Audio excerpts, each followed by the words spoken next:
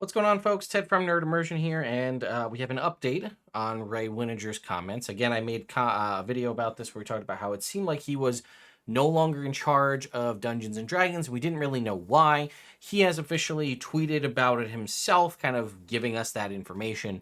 So, as with news coverage, let's go ahead and take a look. Also, guys, look at that. 900 away from that 100K mark, and I am just so thankful to all of you.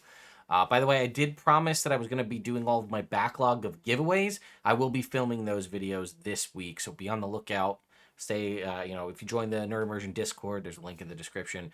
I have a giveaway channel where I just announce when giveaways go live. So we're going to be doing things like Spelljammer, Journeys from the Radiant Citadel, uh, Spelljammer, Journeys from the Radiant Citadel. Those are the two that I remember off the top of my head, but I think there's some other books that I was going to give away as well. So anyway, stay tuned for that. All right, so let's go ahead and take a look at Ray's Twitter account here. So you can see it says, "Sorry for the radio silence. I'm in the midst of a sorely needed long rest. I have indeed left Wizards of the Coast, having accomplished the ambitious goals we set when I took over the D&D team." Let's see what he continues to elaborate. "Shepherding D&D was an honor and a privilege, but I'm looking forward to slowing down and getting back to a list of personal design projects. Gamers, you haven't seen the last of me. Most of all, I look forward to following D&D as a fan again. Proud of the team I left behind. D&D is in very good hands," and he goes off to list a whole bunch of people that have Twitter accounts and some that don't. Jeremy Crawford, Chris Perkins, etc. You'll see a bunch of other people that I'm sure you recognize. Then he continues to go on further from that and list even more folks. Thanks for being such great adventuring companions. And then we see a handful of folks commenting. I think DM's Guild, you've given many a creator inspiration. We hope to see you getting a long rest, recovery, so on and so forth. A whole bunch of people commenting here from folks that are inside WotC and otherwise. So the original tweet here, David Hartledge said he's out of the head of the D&D team. We kind of already knew that. And he said, "Speculation, Ray got squeezed out by the arrival of new D&D VP Dan Rawson." I covered that in my previous video. Now, I don't know if we'll ever know if Ray will be able to provide. He probably won't provide any more context. Maybe we'll get something from WotC and they'll give us sort of further information as to who's going to be stepping into the new role. I doubt it. They don't seem to be super forthcoming with a lot of that information. Hey, listen, we got them to give us a roadmap of what products we're going to be getting over the next year, which is impressive enough. So I'm on board with that. But yeah, we have seen some other things. Not too much out there. There's a lot of promo now for Dragonlance. Again, if you haven't seen, there's a "What is Dragonlance" video out there. And then as a reminder, Dragonlance is coming out in, I think, December. But if you pre-order it on the D&D Beyond's website, you'll get digital access significantly early. I will obviously be doing that so we can cover it as soon as possible.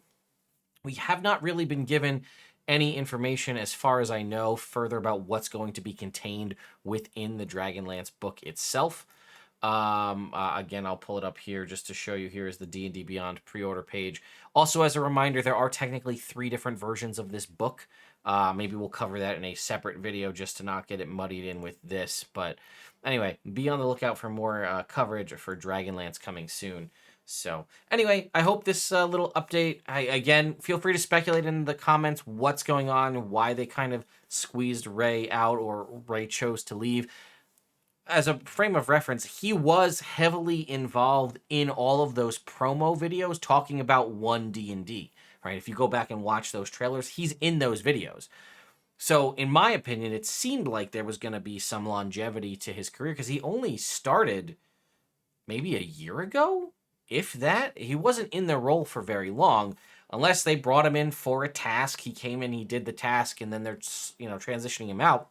You see this kind of thing in the corporate world often, but I have a problem with this in my personal life as well as in these kinds of things, is that you don't get any one person, and there's a downside to it too, any one person in charge of something for long enough to kind of be able to shepherd things and see the growth and changes of this, and no one truly becomes a master at anything as they start off it for a little bit, and then basically they can't become a subject matter expert because they move on to some new role.